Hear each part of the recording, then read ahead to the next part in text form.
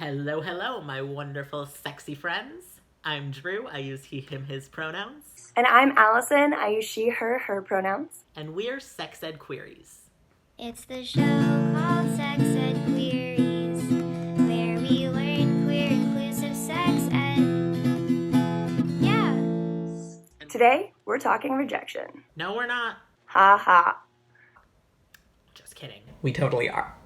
Now, it would be super rad if we lived in a world where everyone agreed all the time, but that's definitely not the case. People disagree all the time, and it can be super frustrating. We're not going to tell you not to be frustrated when you get rejected by family, friends, or romantic or sexual partners, because rejection sucks. But we're going to help you figure out how to cope with it in a safe and healthy way. So, to start off, we have to discuss what kind of rejection we'll be talking about and acknowledge why it is that rejection is something we have to actively learn how to handle. So, there are 4 types of rejections we need to know about. Familial rejection, social rejection, rejection in a relationship, and romantic rejection. Familial rejection refers to rejection from one's family of origin. So it can include abuse, neglect, abandonment, or withholding of love and affection. Social rejection often begins in childhood with alienation and bullying in school, and it can also happen in the workplace or any social group. The differences between relationship and romantic rejection can be a little fuzzy, but here's how they generally go. Relationship rejection has more to do with rejection while in a relationship. So being excluded from an event your partner's going to, your partner not telling you things, being treated more like an acquaintance than a romantic partner, that sort of thing. And romantic rejection specifically is more focused on the exact romantic elements. For example, if you ask someone on a date and they say no, that's romantic rejection. Like this. Hey, Allison, wanna go on a date? No. And that was romantic rejection. This kind of rejection can also be called sexual rejection, but not everyone who experiences this kind of rejection is interested in a sexual relationship. One thing all these kinds of rejection have in common, they all hurt. In a 2003 study, the researchers from UCLA and Purdue found that rejection lights up the same areas of the brain as physical pain. It can lead to lasting psychological effects. As we said, rejection is a part of life. A sucky part of life, but a part of life nonetheless. So how do we cope with it? The million-dollar question, Drew. Our advice is going to be focused more on relationship and romantic rejection for now, because that's kind of our whole thing in this series. Some of these principles can be applied to other kinds of rejection, but if you want a more in-depth look, we'll link our sources down below. It's not you, it's me. Sound familiar?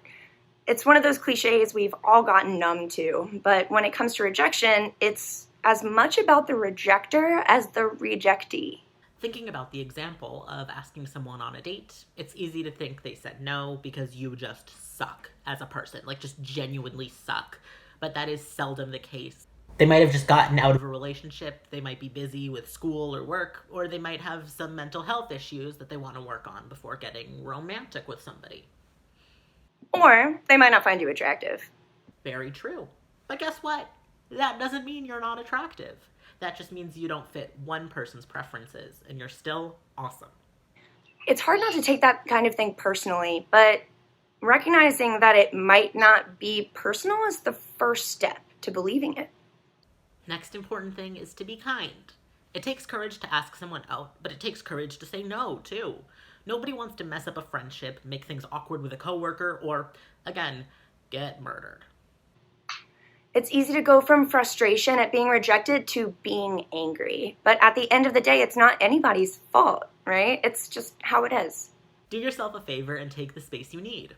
Just make sure you let the person know you need some time to yourself and you're not ghosting them. Get together with friends, do an activity you like, whatever you need. Just as long as you're doing it safely and taking care of yourself. Now, when we start to involve sex, things get a little more complicated. Don't they always? You said it. Turns out, when someone says yes to having sex with you, you feel sexual satisfaction from that implied desirability, even if you don't end up having sex. That satisfaction can last up to 24 hours, but the slump you feel following sexual rejection can last twice as long. All of the above still applies though. Be kind, get your space, do what you need to do. Do it yourself if that's what you need to do. Remember, just because somebody doesn't want to have sex with you at that moment doesn't mean you're not sexy as hell. If you want more information, we've got all of our sources down in the description, as well as our script. Check us out, hold us accountable, and learn everything we didn't have time to tell you. Lastly, our Musar soul trait for this cycle is humility. Not humility, as in, I am but a mere peon, I tremble before you. But humility, as in recognizing you're one small part of a much bigger world. Humility in this context means understanding that someone saying no to you isn't all about you.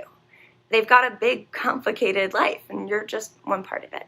An important part of it, maybe, but one part. And humility means making peace with that. Stay safe, stay sexy, and we'll see you next time.